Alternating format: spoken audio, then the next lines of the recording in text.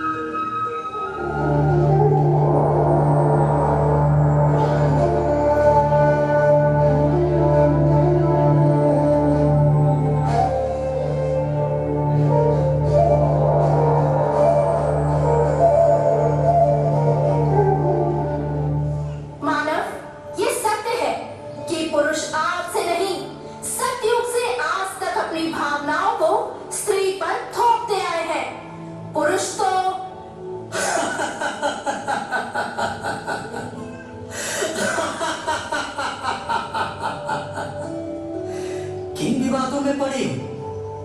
धरती को देखो, कितनी सुंदर है। प्रकृति ने जो दिया है उसका, उस उपहार को हम अंगीकार करें।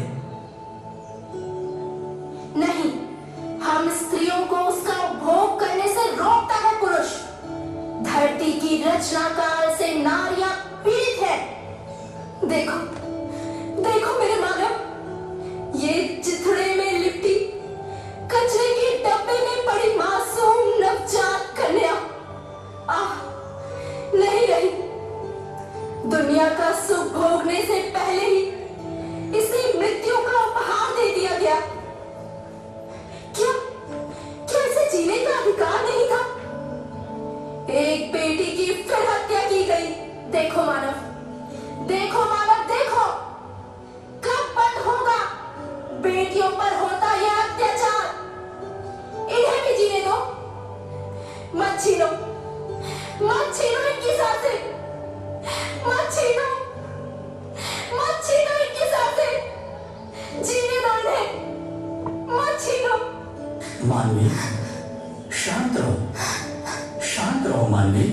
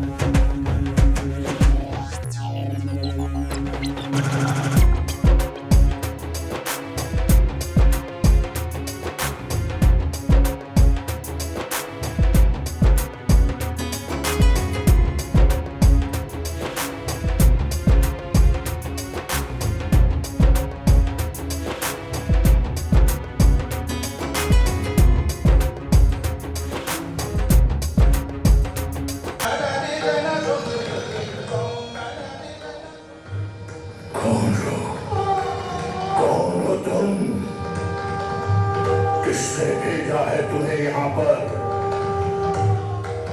मेरी साधना में व्यवधान डालने का दुस्साहस किया है तुमने।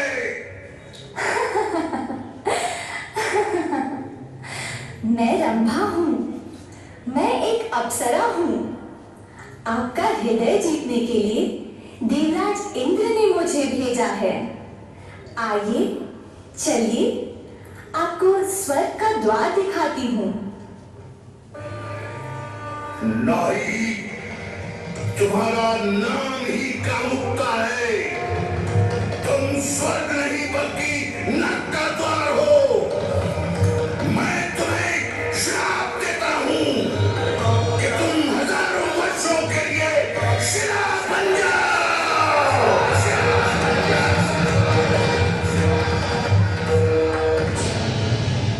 मेरा दोष क्या है? मेरा दोष क्या है? आप जितेंद्रिय नहीं हैं। आपका अपनी इंद्रियों पर नियंत्रण होना चाहिए, किंतु पुरुष अपनी विफलताओं और पतन के लिए स्त्रियों को ही दोषी ठहराते हैं। आप ये कैसे कर सकते हैं? आप मुझे श्राप दे रहे हैं, जबकि आपको स्वयं अपने आप को श्राप देना चाहिए। पापी तो आप हैं। संयम सीखिए, तब आपको दृष्टि प्राप्त होगी। आप मुझे दोष क्यों दे रहे हैं? अपनी प्रवृत्तियों को वश में करना सीखिए और बाकी सब अपने आप संभव हो जाएगा। अनंत काल से पुरुषों ने उन सारे पापों के लिए स्त्रियों को ही दोषी ठहराया है, जिन्हें स्वयं उन्होंने ही किया था। जो पापी हैं, उन्हें श्राप देने का अधिकार कैसे मिल सकता है? अनंत काल से ही स्त्रियों को पत्थर बनाया जाता रहा है। पत्थर बनाया जाता रहा है। पत्थर बनाया जाता रहा है।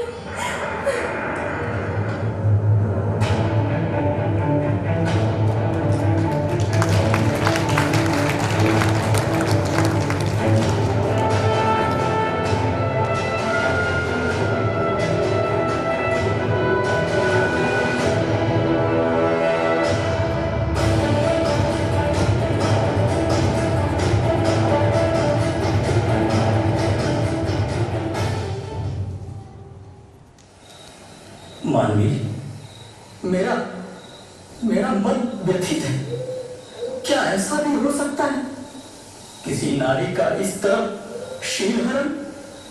ओह, क्या हो गया है इस संसार को? तुम अनंत काल से कन्याओं की व्यथा के मूक दर्शक कैसे बने रह सकते हो? महाभारत काल से तुम चुप हो, मूक दर्शक हो। महाभारत की माधवी नामक कन्या थी, याद है ना? उसे भी कष्ट सहना पड़ा था। नारियों की दुर्दशा देखकर तुम्हारा हृदय क्यों नहीं पिघलता? बोलो, क्यों नहीं पिघलता? बोलो, जवाब दो, क्यों नहीं पिघलता तुम्हारा हृदय? मानवी, मेरी मानवी, महाभारत की माधवी की कथा सुनो, जिसने अपने पिता की इच्छा के लिए दुख झेला। माधवी, महाभारत की माधवी, सुंदर सपने सजाने वाली माधवी।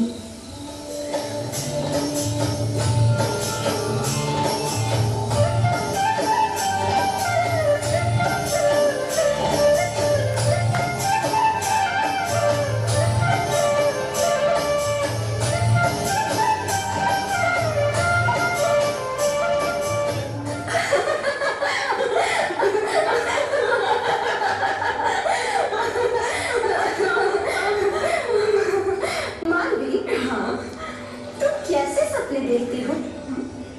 मुझे अपने सबसे सुंदर सपने के बारे में बताओ ना। मैं जो सपने देखती हूँ, सुनो। मेरी सबसे प्रिय सहेली, किसी से न कहना, मेरी विनती है। एक युवती किसके सपने देखती है? मुझे सच सच बताओ, क्या तुम उस पुरुष के सपने नहीं देखती जो तुम्हें ले जाने आएगा और तुम्हें उठाकर दूर किसी देश में ले जाएगा, और सुंदर सपनों का देश। वह पुरुष जिसे मैं इतना चाहती हूँ और उसके लिए मेरे हृदय में जो वेदना है,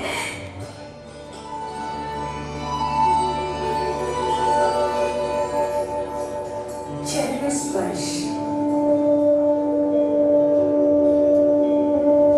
राजपुरोहित जी, ये मेरी कन्या है माधवी। मेरी कन्या सबसे सुंदर है, इसे आशीर्वाद दीजिए।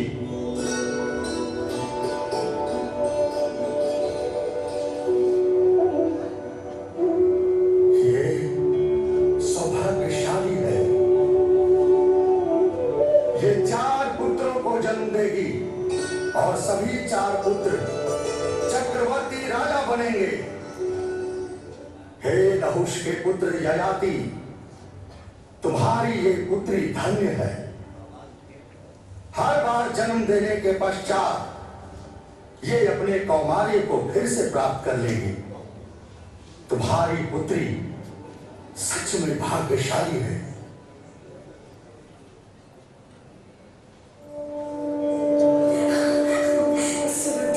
सुरुचि, तुमने सुना क्या? राजपुरोहित ने मुझे 4 चक्रवर्ती पुत्रों का आशीर्वाद दिया है। मैं कितनी खुश हूँ, मैं कितनी खुश हूँ।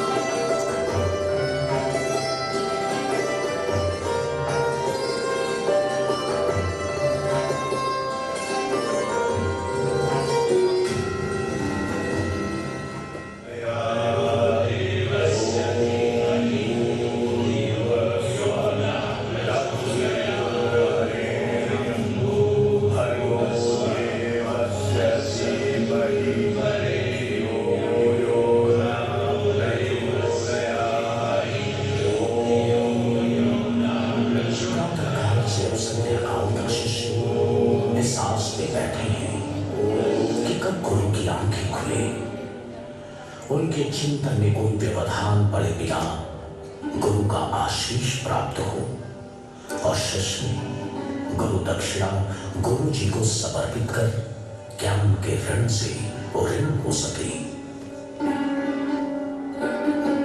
शिष्यों, अब समय आ गया है कि जब तुम सब इस संसार में जाओ और मेरी ओर से दी गई शिक्षा से उसका ज्ञान बढ़ाओ। गुरुजी, आप जैसा कहें, लेकिन गुरुजी, हमारे ग्रंथ कहते हैं कि शिक्षा तब तक अपूर्ण है जब तक कि दक्षिणा से उसका ऋण ना चुका दिया जाए। ओम भूर्भुवस्सुः तत्सवितुर्वरेण्यम्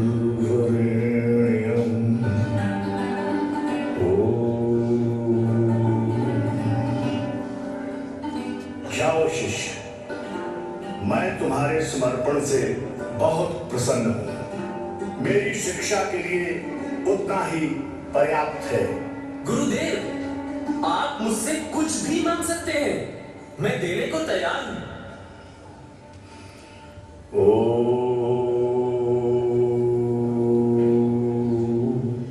ये जल इस बात का साक्षी है। जाओ और मेरे लिए अच्छी नस्ल के 800 सफेद घोड़े लेकर आओ, जो उज्जवल चंद्रमा की किरणों के समान सफेद हों और उनमें से हर एक का एक कान काले रंग का हो। जाओ बालक, विलंब ना करो, क्योंकि तुम्हारी यही इच्छा थी और मैंने उसे स्वीकार कर लिया है।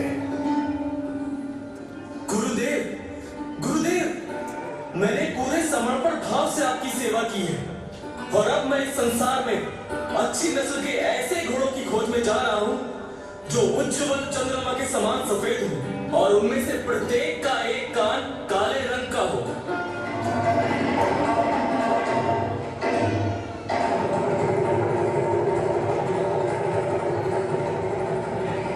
गालक घोड़ों की खोज खोज में एक राज्य से दूसरे राज्य तक घूमता रहा, लेकिन उसे उस प्रकार के घोड़े नहीं मिले। वो लंबी यात्रा के कारण भी थकान और विफलता से हताश होकर एक पेड़ के नीचे बैठ गया। काफी समय बीत जाने के बाद भी उसे सफलता नहीं मिली। उसने जब गरुड़ को नीचे उतरते देखा तब बहुत प्रसन्न हुआ। वो समझ गया कि गरुड़ उसकी सहायता के लिए आया है और ये भगवान की ओर से दिया गया अवसर है। गरुड़, गरुड़, मुझे समझ में नहीं आ रहा है कि अब मैं अपने गुरु विश्वामित्र का ऋण कैसे चुका सकूंगा। मैं उस प्रकार के घोड़ों की खोज कैसे करूं? मैं नहीं जानता कि देवता मेरी इतनी कड़ी परीक्षा क्यों ले रहे हैं। क्यों ले रहे हैं गरुड़? गालव, मैं जानता हूं तुम कितने चिंतित हो, किंतु ये तो तुम्हारी इच्छा का परिणाम है। तुमने ही अपने गुरु को ऐसी दुर्लभ मांग रखने पर विवश किया। पूरे संसार में की गई हमारी खोज अब समाप्त होने वाली है, लेकिन हमें अभी अपनी समस्या का हल नहीं मिल सका है गालव। किंतु गुरु दक्षिणा तो गुरु दक्षिणा ही होती है गरुड़। मैं जब तक गुरु का ऋण न चुका दूं तब तक उन्हीं से बंधा हूं। मैं अपनी अंतिम सांस तक भी उनकी इच्छा को पूरा करने का प्रयत्न करूंगा गरुड़। देखो गालव, मेरे पास एक योजना है। चलो चलो हम चलकर अपनी समस्या राजा ययाति को बताते हैं। वे मेरे मित्र हैं और हमारी सहायता कर सकते हैं। किंतु गरुड़, मुझे ऐसा नहीं लगता, क्योंकि हमने कई समृद्धशाली और शक्तिशाली राज्यों में खोज की, किंतु उन सभी ने अपनी असमर्थता व्यक्त कर हमें खाली हाथ लौटा दिया है। मित्र गालव, पूछने में कोई क्षति तो नहीं होगी, क्योंकि हम हार के समीप पहुंच चुके हैं। इस कारण एक आखिरी बार प्रयास करने में कोई हानि नहीं है। शास्त्रों में लिखा है, जब नकारात्मक उत्तर मिले तभी प्रयास को छोड़ना चाहिए। कहो, हमें प्रयास करना चाहिए या नहीं? गालव ने इस प्रस्ताव पर सहमति जता दी, लेकिन थोड़े झिझक के साथ, क्योंकि ययाति की आर्थिक स्थिति जब जाहिर थी, इस आशा के साथ कि कुछ भी उनके हाथ नहीं आएगा, दोनों ने एक आखिरी प्रयास किया। ययाति के महल में प्रवेश पाने में कठिनाई नहीं हुई। गरुड़ ययाति का अच्छा मित्र था और कई बार वो इस राज्य तक उड़ान भरकर आया और गया था। अब सूर्य भी अस्त हो रहे थे तथा दोनों लंबी यात्रा के बाद थक चुके थे।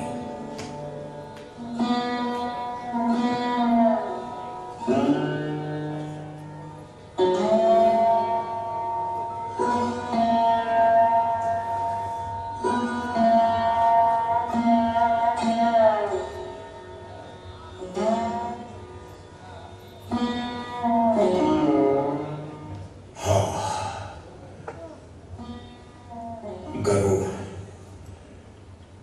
सत्य है।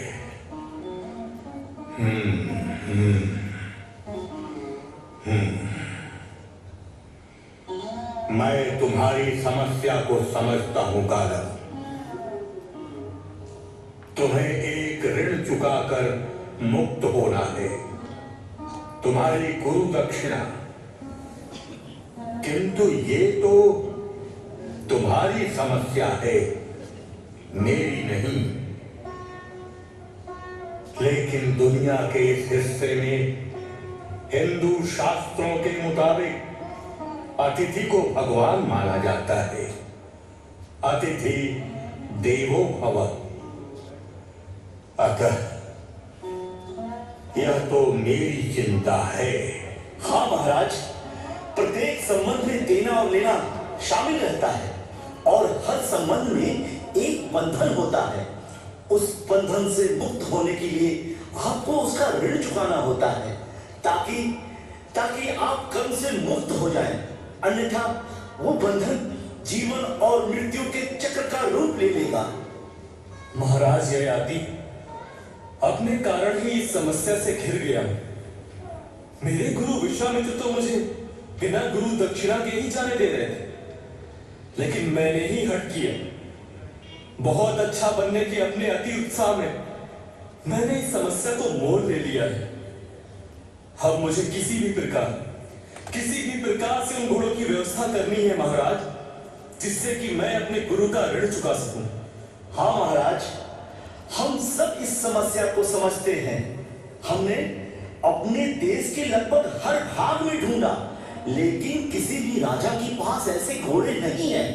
इस बात से बहुत कष्ट हो रहा है। यहाँ तक कि मेरे मित्र ययाति के पास भी ऐसे नस्ल के घोड़े नहीं हैं। गरुड़ मेरे मित्र,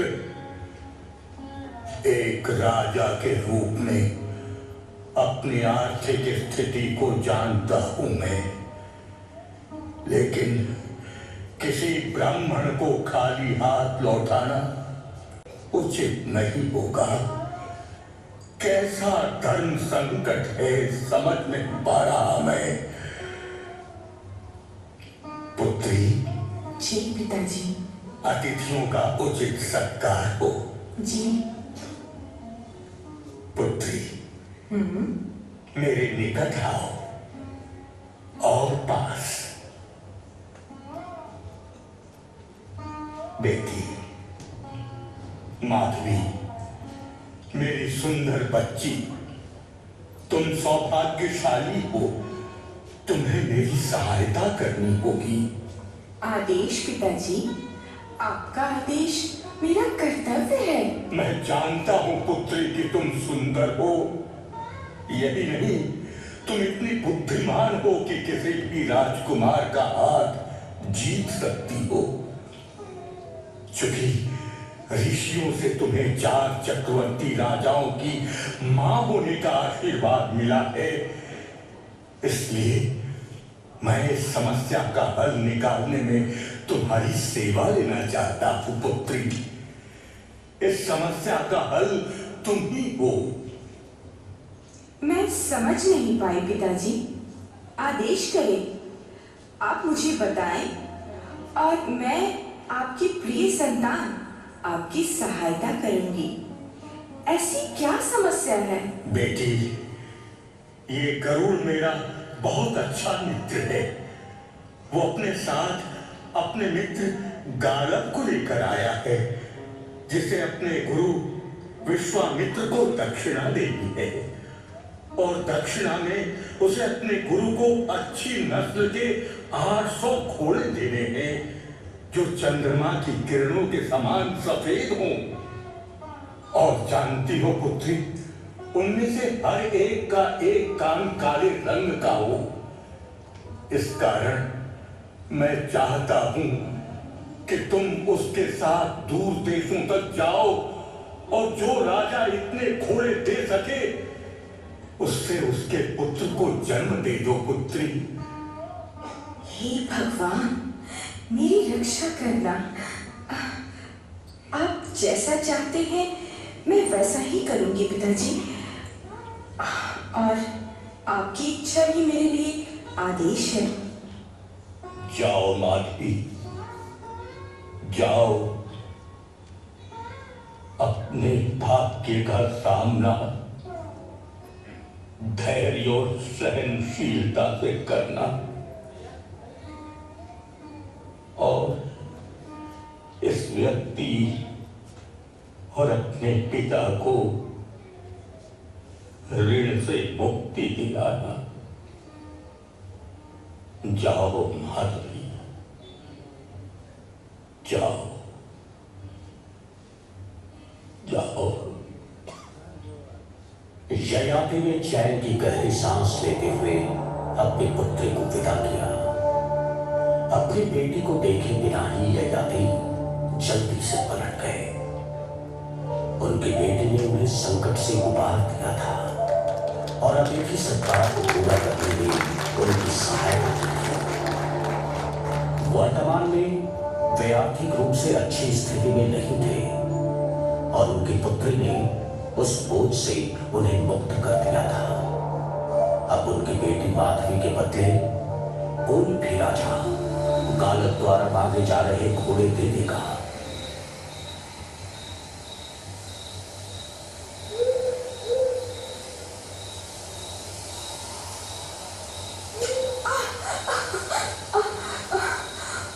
ओ पत्थर, क्या तुम्हें मेरी दुर्दशा दिखाई नहीं देती?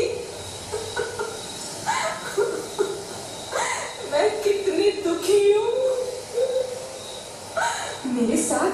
मेरे साथ चल रहा पुरुष नहीं जानता कि मेरा हृदय कितना दुखी है। मैं बहुत विदीर्ण हूँ। मैं चाहती हूँ कि वो मेरी आंखों में देखे और मुझे सांत्वना दे। ओ पत्थर, तुम इससे अच्छे हो। कम से कम तुमने मुझे कष्ट दिया और मैं रोई, परंतु मैं गालक की निष्ठुरता पर रो भी नहीं सकती। अरे जल्दी करो, हमें बहुत दूर जाना है। रात होने वाली है और यात्रा भी कठिन है। हाँ, यात्रा भी कठिन है। गालक चलता रहता है और माधवी चुपचाप उसके पीछे चलती रही। अचानक उलझन भरी एक चुप्पी माधवी पर इस प्रकार छा गई मानो बोली उसके होठों से निकली और कहीं दूर चल गई। संभवतः वो उन देशों में अपनी बोली को या अभिव्यक्ति की क्षमता को ढूंढने जा रही थी। उसने आकाश की ओर उम्मीद से देखा कि संभवतः देवताओं के पास कोई उत्तर हो, किंतु साफ आकाश से कुछ भी संदेश वापस न आया।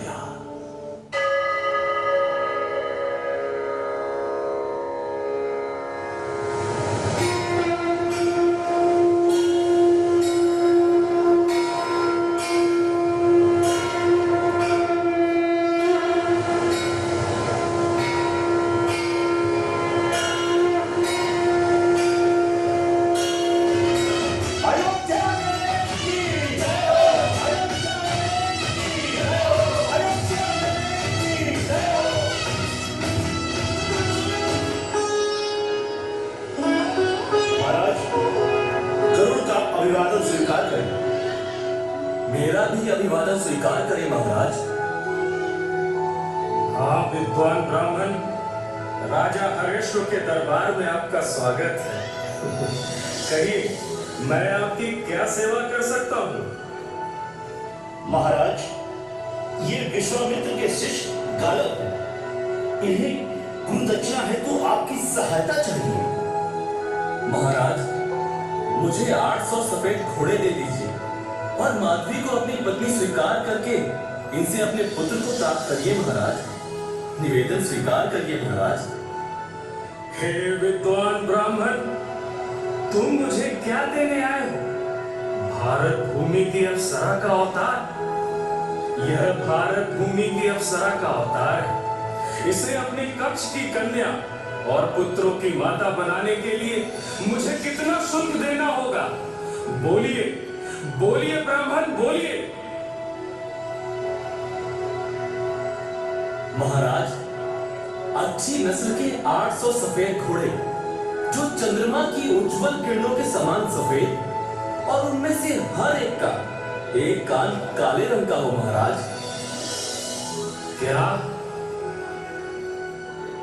यह शुल्क मैं कैसे चुका सकता हूँ, जबकि मेरे पास सिर्फ 200 सफेद घोड़े हैं?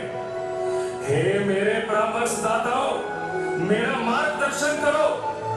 इस प्रकार इस ब्राह्मण को देने के लिए मैं शुल्क कहां से लाऊंगा और किस प्रकार इस सुंदर कन्या को अपने पुत्रों की माता बनाऊंगा? हे उत्कृष्ट ब्राह्मण, मुझे मेरी इच्छा पूरी कर लेने दो। चूंकि मैं तुम्हें केवल 200 सफेद घोड़े दे रहा हूं, इसलिए मैं सिर्फ एक पुत्र का पिता बनूंगा। जितना मूल्य मैं दे रहा हूं, उसके बदले सिर्फ एक पुत्र। क्या सिर्फ 200 घोड़े? हे माधवी, मेरी प्रिय, तुम्हारे पिता की इच्छा के अनुसार मैंने सोचा था कि मैं तुम्हें किसी ऐसे राजा को दूंगा जो मुझे 800 घोड़े दे सके या इतना धन दे सके कि मैं उन घोड़ों को खरीद सकूं। हे सुंदर कन्या, मैं समझ नहीं पा रहा हूं कि क्या करूं, क्योंकि वे मुझे पर्याप्त शुल्क नहीं दे रहे हैं। अब यदि मैं तुम्हें इस राजा को सिर्फ 200 घोड़ों के मूल्य के बदले में दे देता हूं, तो मुझे शेष घोड़े कैसे मिलेंगे? हे भगवान, मैंने ऐसा कौन सा बुरा कर्म किया था कि मेरे गुरु ने मुझसे ऐसी दक्षिणा मांग ली? हे भगवान, मैं अपने गुरु विश्वामित्र को गुरु दक्षिणा देकर कैसे ऋण हो सकूंगा? कैसे ऋण हो सकूंगा? कैसे ऋण हो सकूंगा? हे विद्वान गालव, हताश न हो। मेरे पास तुम्हारे लिए एक समाधान है। मुझे एक ऋषि ने वरदान दिया है, जिसके अनुसार मैं एक शिशु को जन्म देने के बाद पुनः कुंवारी कन्या बन जाऊंगी। इसलिए मेरे विद्वान मित्र, मुझे किसी और राजा को सौंप देना। हे इस देश के शक्तिशाली अन्नदाता, मैं माधवी को उस समय तक के लिए छोड़े जा रहा हूं जब तक कि वो आपके पुत्र की माता नहीं बन जाती। महाराज, वो जब आपके पुत्र को जन्म दे देगी, तब मैं उसे वापस लेने आऊंगा। उस समय आप मेरे शुल्क के साथ तैयार रहिएगा महाराज। दासी, इस सुंदर युवती को ले जाओ, इसे रानी की तरह कपड़े पहनाओ और मेरे लिए तैयार करो।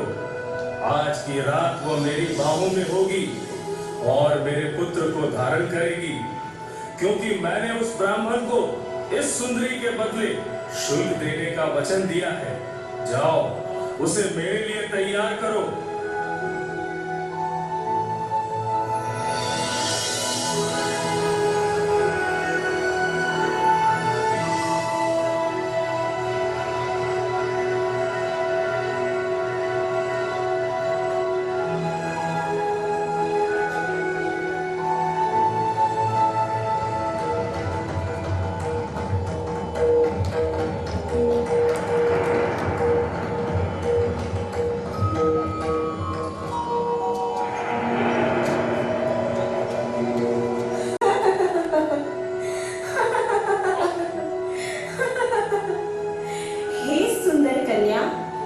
देखो, तुम कितनी अच्छी लग रही हो। राजा की जितनी पत्नियां हैं, तो उनमें सबसे सुंदर हो। वो उन सभी को एक ही बार में भूल जाएंगी। तुम उनके दिल की रानी बन जाओगी। सुनो, जल्दी करो, मुझे राजा के आने की आहट सुनाई दे रही है।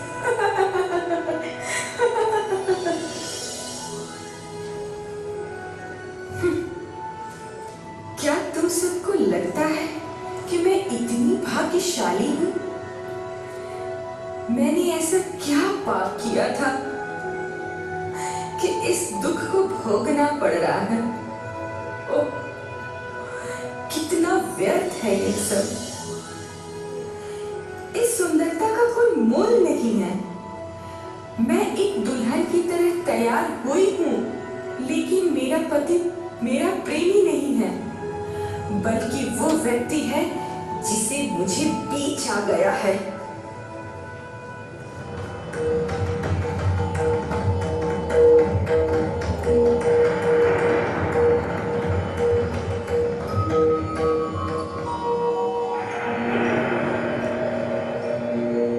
आप यहाँ किस कारण आए हैं?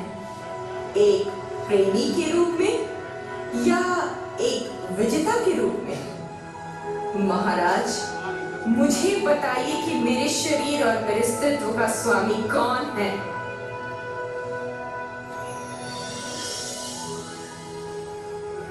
मैं नहीं जानता, किंतु मैं इस सत्य को जानता हूं। मैं ना तो तुम्हारा वर हूं, ना ही प्रेमी। इनमें से कोई भी नहीं। कोई भी नहीं हूं, किंतु मैं एक बात जानता हूं, मेरी दृष्टि जिस समय तुम पर पड़ी, मैं सिर्फ तुम्हारे साथ रहना चाहता था। तुम्हारी सुंदरता इतनी अद्भुत है कि इससे कोई अंतर नहीं पड़ता। मैं तुम्हें विजय करने आया हूं। ऐसा इस कारण क्योंकि अपनी ही इच्छा से मैं अपने आप को पूरी तरह तुम्हें समर्पित करता हूं। मैं और तुम बस एक है। मेरे बच्चे की माता बन जाओ, मैं वह स्थान तुम्हें देता हूं, एक स्थान जो इस विश्व और ऊपर स्वर्ग में भी इतना उच्च है। मैं तुमसे एक वादा करता हूं कि तुमसे मुझे जो पुत्र प्राप्त होगा वह इस संसार में माधवी का पुत्र कहलाएगा। मैं अपना नाम और सारा साम्राज्य उसे सौंप दूंगा, क्योंकि वह मुझे मोक्ष दिलाएगा और मुझे ऊपर स्वर्ग के साम्राज्य तक ले जाएगा। मेरी प्रिय माधवी, मैं तुम्हें यह वचन देता हूं, हे सुंदरी, मुझसे पैदा होने वाला हमारा पुत्र माधवी का पुत्र कहलाएगा, माधवी का पुत्र। अपने आप को समर्पित करके भी मुझे क्या मिला? मेरा पुत्र माधवी का पुत्र कहा जाएगा, लेकिन मुझे आपसे क्या मिलेगा महाराज? इससे पहले कि मैं अपनी आंखें बंद करूं और इस संसार से दूर चली जाऊं, मुझे बताइए। आने वाले 1 वर्ष तक हर्यश्व ही उसके स्वामी थे। 1 वर्ष बीत गया और वो अयोध्या के राजा को एक पुत्र देती है, और पुत्र को जन्म देने के बाद एक बार फिर से कौमारी को प्राप्त करती है।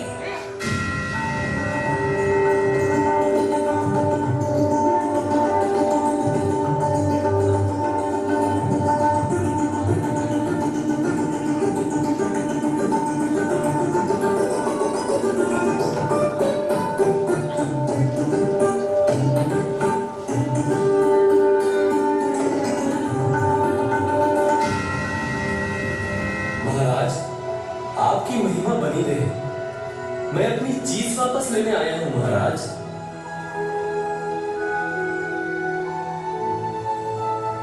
माधवी, इस नगर में तुम्हारे ठहरने की अवधि पूरी हो चुकी है।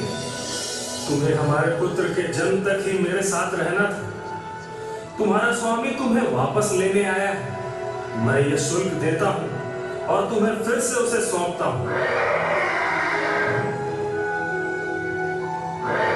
विश्व के स्वामी, किंतु मैं आपके महल में अपना एक हिस्सा, सबसे सुंदर हिस्सा, माधवी के पुत्र को छोड़कर जा रही हूँ। एक आखिरी बार मुझे उसके पास जाने दें और मुझे अपनी गोद में लेकर दूध पिलाने की अनुमति दीजिए। एक आखिरी बार मैं अपने बच्चे को दुलार करना चाहती हूँ, जो इसके बाद माधवी के पुत्र के नाम से जाना जाएगा।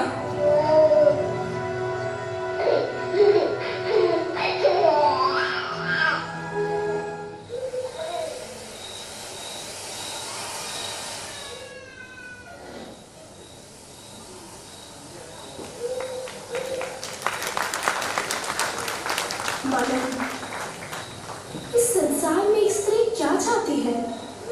मुझे बताओ। एक अच्छा जीवन।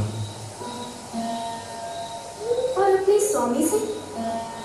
मुझे लगता है तुम सब जानते हो, क्योंकि हम दोनों ही एक दूसरे के साथ तब से रह रहे हैं जब से हमारा जन्म हुआ था। हम आरंभ से ही इस धरती पर रह रहे हैं और धरती के समाप्त होने तक रहेंगे। हमने ही संसार का सृजन किया है। हे मानव, मुझे बताओ, मैं तुमसे किस बात की अपेक्षा करती हूँ? तुम जैसी हो उस रूप में स्वीकार किया जाना चाहिए। तुम्हें प्यार करो, तुम मेरे लिए जो कुछ हो उस रूप में जियो और जीने दो। हमारी माधवी भी एक नारी बनना चाहती थी कि एक पुरुष उससे प्यार करे। देखो उसके भाग्य में क्या लिखा है। सच में ये पुरुषों की दुनिया है। उसके पिता पर एक ब्राह्मण का ऋण था जिसे चुकाने के लिए उसके पिता ने उसे बेच दिया। उसे एक राजा को बेच दिया गया क्योंकि गालब को अपने गुरु का ऋण चुकाना था। माधवी ने राजा को उनका पुत्र और उत्तराधिकारी दिया, पर बदले में उसे क्या मिला? मुझे उत्तर दो। मानव, तुम तो इस पुरुष जाति के प्रतिनिधि हो ना? क्या महिलाओं को जीवन जीने का अधिकार नहीं है? चुनाव करने का अधिकार नहीं है? न पिता, न प्रेमी, न ही गुरु। उनके बदले वो अपना पुत्र खो देती है। एक बार भी उससे नहीं पूछा गया कि क्या उनकी प्रेमिका या अर्धांगिनी बनने की उसकी इच्छा है या नहीं। उन्होंने बस उसका उपभोग किया और इस प्रकार फेंक दिया मानो उनके लिए उसके अस्तित्व का कोई महत्व नहीं रह गया हो। गानव, तुमने अपने गुरु को वचन दिया था और इसके लिए तुमने ही उन पर दबाव बनाया, जबकि वे इसे छोड़ने के लिए तैयार थे। उसे उस कर्म का भुगतान करना पड़ा जिसके लिए उसका व्यवहार दोषी नहीं था। गानव, मैं तुमसे पूछती हूँ, उसने ऐसा क्या पाप किया था कि उसे तुम्हारे दाम के लिए प्रत्येक राजा के द्वार पर उनके पुत्रों को जन्म लेने के लिए जाना पड़ा? मानव, मैं आधी रात में जग जाती हूँ, पसीने से भीगी हुई, क्योंकि मुझे माधवी के पुत्र की आवाज सुनाई देती है जो अपनी माँ को पुकार रहा है और जो चाहता है कि वो आकर उसे चुप कराए और पुरुषों को उनके इस जगत में चुनौती दे।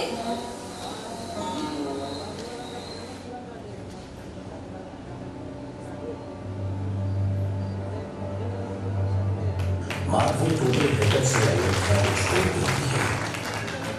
उससे अपने पुत्र का वियोग सहा नहीं जा रहा और यात्रा के दौरान कई बार उसकी आंखों से आंसू फूट पड़ते हैं। रात हो जाती है और वो एक पेड़ के नीचे बैठ जाते हैं। गालब जब सो जाता है तब माधवी पागलों की तरह ढूंढने लग जाती है। मेरे बच्चे कहाँ है तू? कहाँ है? मेरा स्तन दूध से भरे हैं पर मैं तुझे पिला नहीं सकती हूँ। मेरे हृदय में तेरे लिए पीड़ा उठ रही है। मैं तुझे बस अंतिम बार देखना चाहती हूँ। आओ मेरे बच्चे, कहाँ हो तुम? आओ मेरे बच्चे, कहाँ हो तुम? कहाँ हो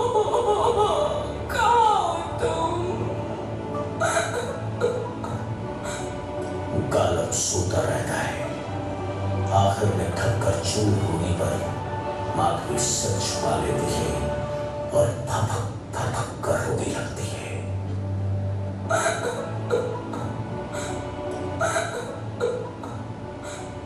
हे सुंदर स्त्री, तुम कुंवारी सुंदरी, एकदम निष्कलंक, उदास मत हो। काशी के राजा बहुत भद्र पुरुष हैं। वे तुम्हें किसी भी प्रकार की क्षति नहीं पहुंचाएंगे और सच्चे मन से प्रेम करेंगे। उनके एक पुत्र को जन्म देकर तुम अपना शुल्क चुकाओ और अपने पिता के प्रति अपनी प्रतिबद्धता को पूरा करो। काशी के राजा बहुत अच्छे व्यक्ति हैं, मैं उन्हें भली भांति जानता हूं। गालब की यात्रा माधवी के साथ चलती रही। काशी के शासक प्रख्यात राजा दिवोदास और उसके बाद राजा भोज के राज्य में राजा उसीनर के यहाँ एक पुत्र को जन्म देकर ही गालब को उतने घोड़े नहीं दिला सकी जिससे वो अपने गुरु से पूर्ण हो सके। अभी भी 200 घोड़े कम पड़ रहे थे। वर्ष पर वर्ष बीत रहे हैं पर मेरी समस्या समाप्त नहीं हुई। चिंता से मुक्त हो मित्र, समय ही इसका निदान करेगा।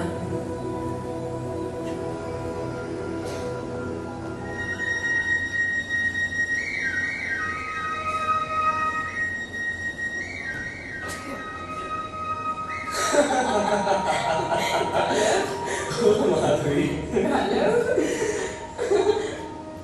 अरे गरुड़, तुम्हारा कैसे आना हुआ? मित्र, मुझे तुम्हारा संदेश मिला कि तुम्हारा कार्य अब तक समाप्ति की निकट नहीं पहुंचा है। हाँ गरुड़, मेरे पास अब भी 200 घोड़े कम हैं।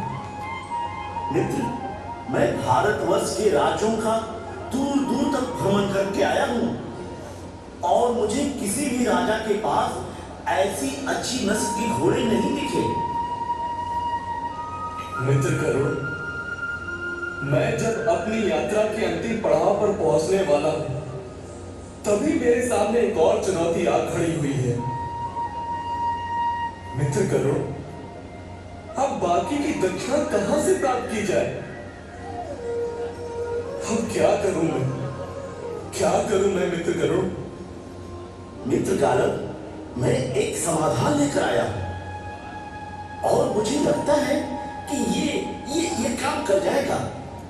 यदि हम विश्वामित्र के पास अपने इन अच्छे घोड़ों के साथ जाएं और इस सुंदर युवती माधवी को उन्हें भेंट कर दें, तो मुझे लगता है कि वे बाकी बचे घोड़ों के बदले माधवी को स्वीकार कर लेंगे। किंतु वे अगर नहीं माने और क्रोधित हो गए तो? पर मित्र, हमारे पास कोई विकल्प नहीं है। जीवन में तर्क या नीति कहती है, जब कोई समाधान न मिले तो व्यक्ति को जो उपलब्ध हो उसका ही उपयोग करना चाहिए। यदि वे असहमत हो जाते हैं, तब हम बाकी बचे घोड़ों की खोज जारी रखेंगे और उन्हें भेंट कर देंगे।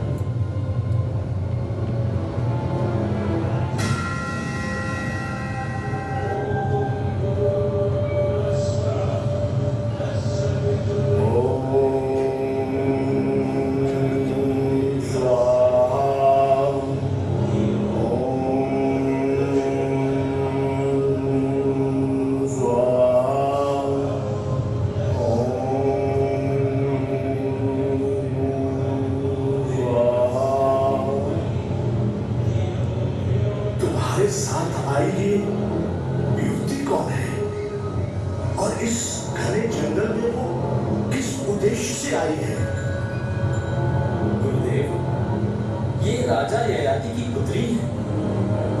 इसे 4 चक्रवर्ती पुत्र का वरदान प्राप्त है। ये 3 पुत्रों को प्राप्त कर चुकी है गुरुदेव। 3 पुत्रों के लिए 3 राजाओं से 600 घोड़े प्राप्त हो चुके हैं। अब 200 घोड़ों की प्राप्ति हेतु ये माधवी आपकी सेवा में प्रस्तुत है गुरुदेव। अरे गालव, तुम उसके साथ मेरे पास तुरंत क्यों नहीं आए थे? इतनी सुंदर है कि मैं उससे 4 पुत्रों को जन्म देता। अब मुझे सिर्फ एक से ही संतुष्ट होना पड़ेगा। तुमने कितनी बड़ी मूर्खता की है। तुमने मुझे उससे और मेरे पुत्रों से वंचित रखा। गालव, तुमने इस युक्ति को पहले मुझे क्यों नहीं दिया? तुम मूर्ख हो।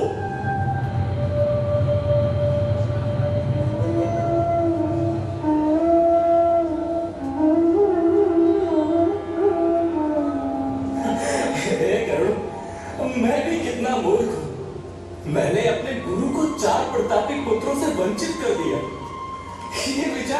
ये विचार मेरे मन में पहले क्यों नहीं आया? और किस कारण से मैं सुंदरी माधवी को यहाँ पहले लेकर नहीं आया? मित्र, देर आए दुरुस्त आए। चलो अब हम ऋण से मुक्त हो गए और अपने सांसारिक कार्यों का आनंद लें।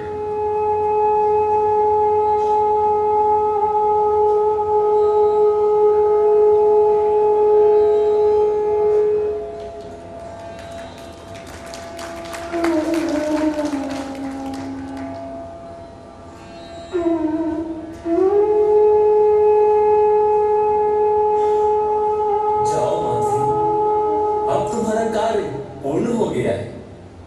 तुमने मुझे मेरे ऋण से मुक्त कर दिया है और इस कारण मैं तुम्हें बंधन से मुक्त करता हूं। जाओ, मैं तुम्हें स्वतंत्रता देता हूं।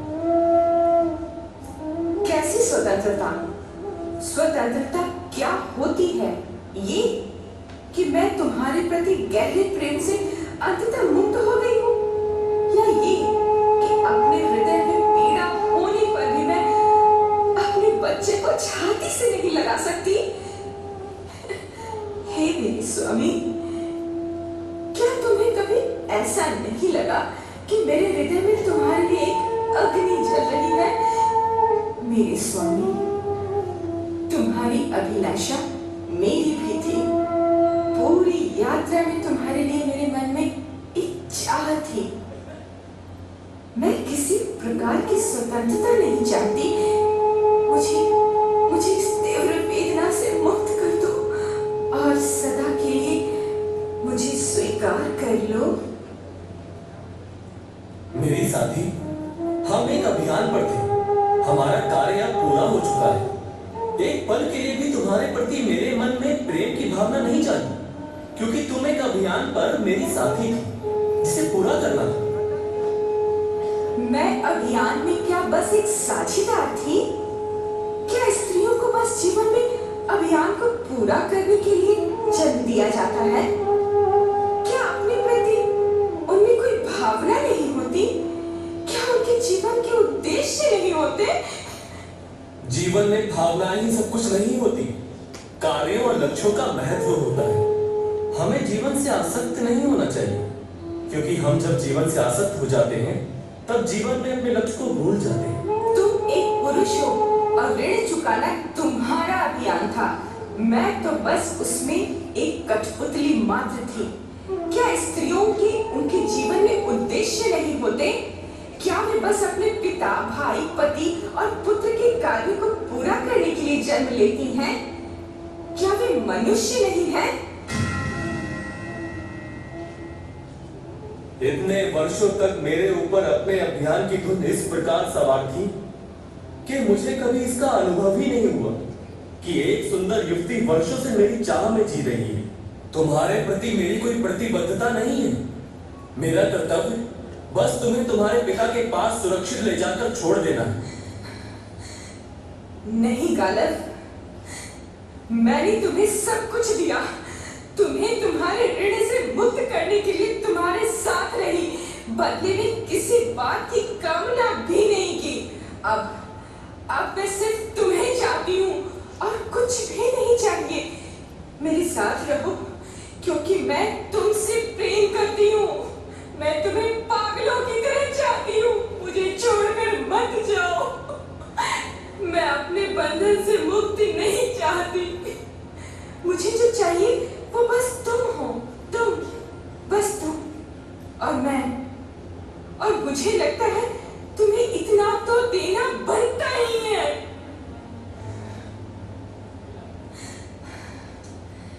गालव मित्र, मैं चाहती हूँ कि मैं फिर से कुंवारी ना बनूं। मुझे कुरूप और उपेक्षित रहने दो।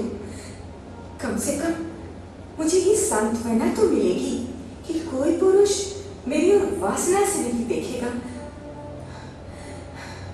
मैं चाहती हूँ कि मैं जो हूँ उसी रूप में मुझे प्यार किया जाए, न कि उसके लिए कि मैं क्या कर सकती हूँ।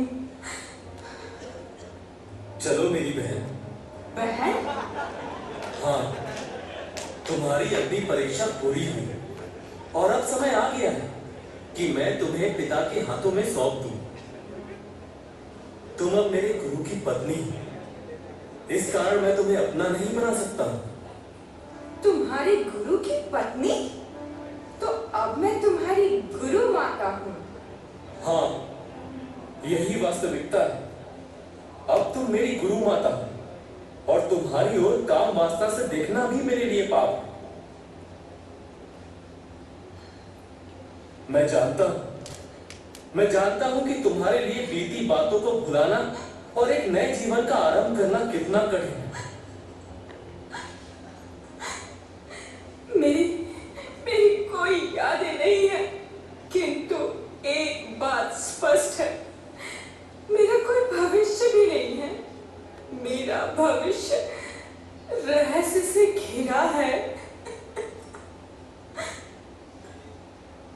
मैंने एक वचन को निभाने के लिए तुम्हें तुम्हारे पिता से लिया था। तुमने इस वचन को पूरा करने में अपना सारा समय दिया। अब एक भाई के रूप में मेरा कर्तव्य है कि मैं तुम्हें तुम्हारे स्थान तक वापस ले जाऊं, तुम्हारे पिता के पास। माधवी, तुमने एक पुत्र को जन्म दिया जो सबसे बड़ा परोपकारी है, दूसरा सबसे साहसी है, तीसरा सत्य के प्रति समर्पित है और चौथा महान कार्यों को करता है।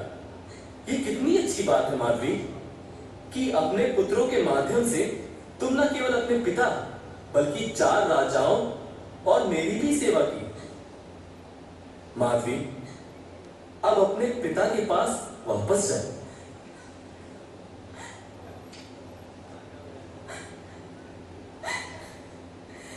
मेरे पास शब्द नहीं है, किंतु अब मेरे पास कोई प्रश्न भी नहीं है।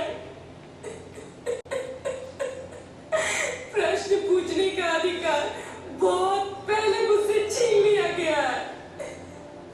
मैंने उस पीड़ा को अपने हृदय में दबाया है और अब सिर्फ बड़बड़ाती हूँ।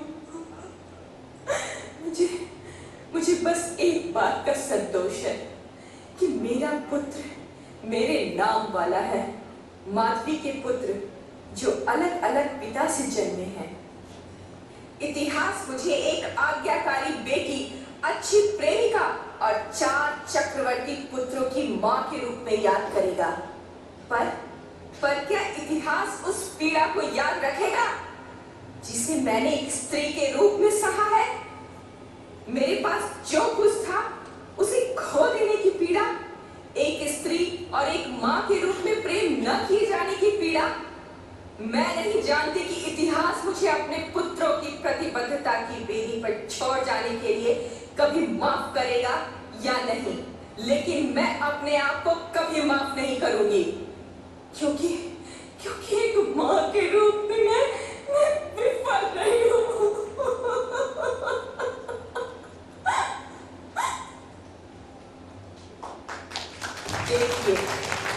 देखिए, आप सब पुरुष बनकर जीते रहे हैं और आप सब ने मुझे क्या दिया है?